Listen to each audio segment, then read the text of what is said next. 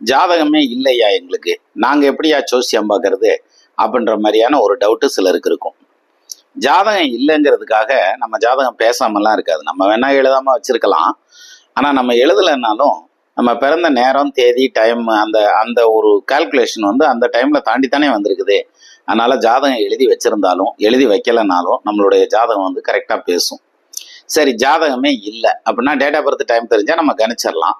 அப்படி இல்லை, date of birth time எல்லாம் தெரியாது, அதெல்லாம் குறித்து வைக்கல அப்படின்னு வச்சுக்கிடுவோமே.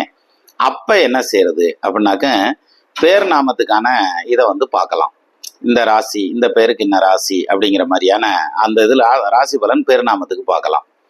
அப்படியே இல்லை அப்படின்னாலும் சில விஷயங்கள்ல ரொம்ப அக்யூரேட்டாக பலன் எடுக்கலாம். எப்படின்னா, மகனுடைய ஜாதகம் அல்லது மகளுடைய ஜாதகம், அந்த பிள்ளைங்களுடைய ஜாதகத்தை வச்சு தகப்பனார் ஸ்தானம் எப்படி இருக்கும், தாய்க்கு எப்படி இருக்கும் அப்படிங்கிறத ரொம்ப பர்ஃபெக்டாக கணிச்சிடலாம் சொந்த ஜாதகம்.